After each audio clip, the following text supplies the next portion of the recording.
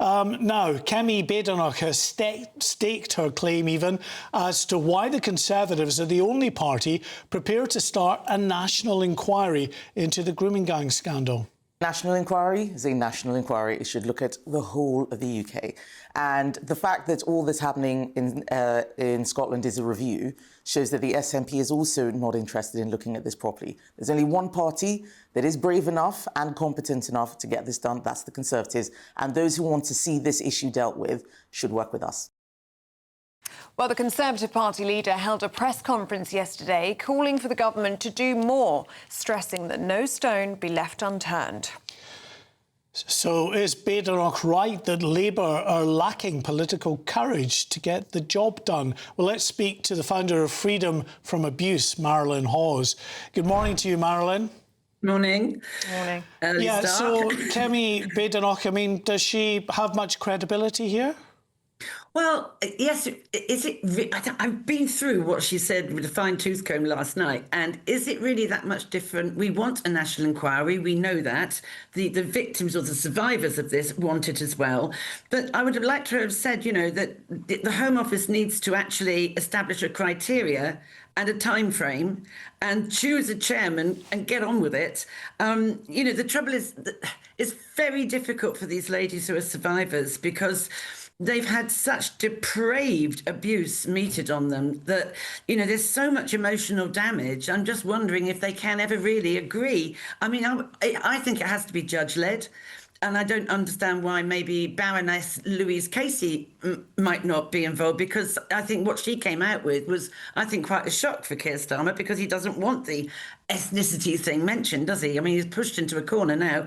But I would also like to have seen, you know, I mean, Jess Phillips was mentioned, but I think she's frankly out of her depth, and I think she's struggling. I'm not really impressed with her, quite frankly, as time has gone on. She started well, but I don't think she's finishing very well. I don't think she's credible. But, you know, these ladies, and rightly so, they don't want anyone from the police, the social services, even their teachers ignored them, the residential care homes, some of them would have been involved. You know, you don't go back and strike a dog that's bitten you, do you? You don't stroke a dog that's bitten you. So that's a non-starter. But what, on that thing that she did yesterday, it's the same parlance. I counted 7 times she mentions ethnicity and religion. Well, is it religion? It's definitely ethnicity. I know quite a lot of Muslims who are horrified at what's gone on. And the other thing she says, or actually Chris Phelps, he said, oh, we are going to give the voice to the voiceless. Well, these ladies, girls at the time, were not voiceless. You know, they had people they told had, in my view, selective hearing. They did call it out. They didn't go away and down a dark hole and ignore it. And then Chris Phelps says, oh, those charged with protecting them hesitated about the facts which were inconvenient. No, it was more than inconvenient. It was a lack of moral conscience on the altar of racism. And it's something what I would like to have seen to make it different. I would have liked to have seen something innovative, like, why does this keep on happening? What is it? You know, she goes on about Asian and Pakistan. No, Asia is a huge continent. You don't see Sri Lankans doing this. You don't see the Chinese doing this. What is it about the Pakistani culture? It is patriarchal. It is misogynistic. We know that. And it's still going on. And then what about the imams? They should have, I mean, some of the imams are actually telling these boys this is okay. And it's not okay. And it's all, you know, these people hunt in packs. They really do. They've got family, the brothers, the cousins across the country. I would have thought, because it's still going on today, I had the most hideous call from an Uber taxi driver up in North Shields last night. And I've actually sent it in to GB News for your Charlie Peters to have a look at. Horrific, even as we, you know, just last night. So is this actually going to stop what's happening? No. So why is it happening? What are we going to do about educating these people coming through? Because I have a friend I was talking to yesterday who's a teacher at a school where there's high ethnicity, right? And she said, even though it's 6-year-olds, the Pakistani boys have no respect for the female teachers at the school she works at. So comes another wave of it coming up through. Do you see what I'm saying? OK, Marilyn, I'm afraid we're out of time with you this morning, but thank you so much, as always, for joining us on GB News Breakfast. Thanks very much, Marilyn. Thank you.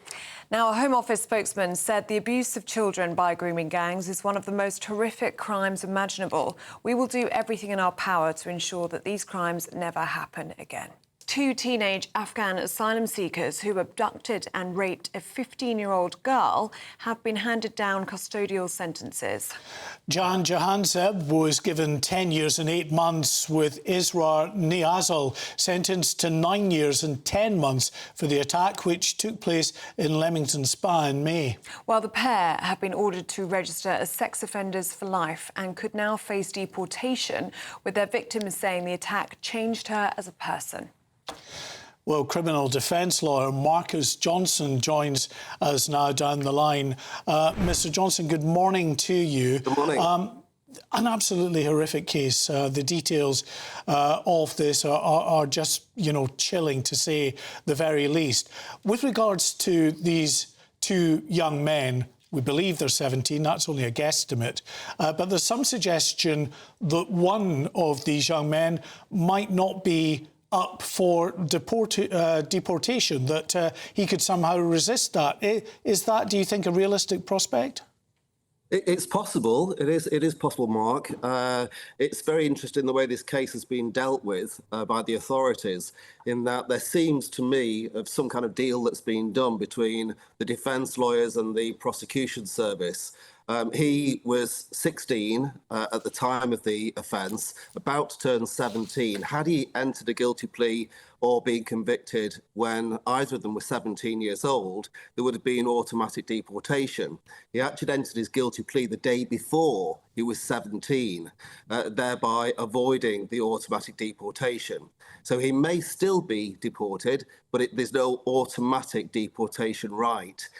So no doubt that will result in his lawyers now using various routes, including human rights legislation, to try to allow him to maintain and stay in the UK, even when he's released from prison.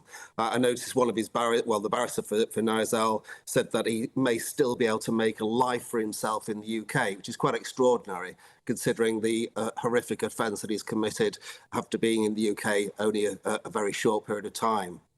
We only have really just found out the names of these 2 individuals after the reporting restrictions were lifted with permission by the judge. Do you think that was the right decision from the judge? Because transparency, surely, is really important in these cases, even if it does risk public anger.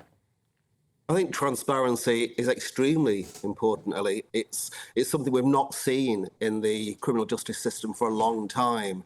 We're starting to see more transparency. There's more data being released, but it is extremely difficult to get the data. There has, for many, many years, been a reluctance by the court system and the authorities and the prosecution service, the police, the government, you name it, to release any kind of data. We know from recent data by the Ministry of Defence, obtained by the Telegraph for a Freedom of Information request, that Afghans are 22 times more likely to commit sex crimes than British citizens. The figures are horrendous. When you look at the number of immigrants and the offences that are being committed every day around the courts throughout England and Wales. Do you think we are reaching a bit of a critical mass here, in that obviously the small boats crisis has been rumbling on for a few years now, but it's really just in the last few years that we've really seen very significant numbers coming across many of these young men, many of them, of course, being housed in the likes of hotels, hundreds at a time, just hanging about aimlessly. We are seeing now more and more of these cases that are coming to light, and obviously, the government seems to be in a place, and the authorities seem to be in a place where they will eventually reveal details of whether these people are asylum seekers or not. But that in itself is going to stoke further tensions, don't you think? It may well do. It may well do. But we do need the data. We do need the transparency. there is a massive problem for the criminal justice system. It's not sustainable. The court system is about to fall apart. It cannot cope with the number of crimes being committed. And so we do need to know who is committing the crimes, what type of crimes, against whom those crimes being committed. There's also a massive expense, a massive problem. You've already alluded to there, Mark, that he was in, I think, tax-funded accommodation, having arrived in the UK. I think it's fourth attempt to get to the UK, one of these young men. When he gets to the UK, it's tax-funded accommodation. He had a solicitor, a barrister paid for by legal aid. He had interpreters with him in court paid for by the state. He had social services support workers paid for by the state. There is a tremendous expense being given to people from abroad who come to the UK, commit the most horrendous crimes, and then still expect to remain in the UK even when they've served the sentence. And the sentence, by the way, although it's on the face of it, it's fairly harsh, around 9 or 10 years, remember that they're only serving 2/3 of that sentence. For some reason, the judge decided not to class them as dangerous offenders.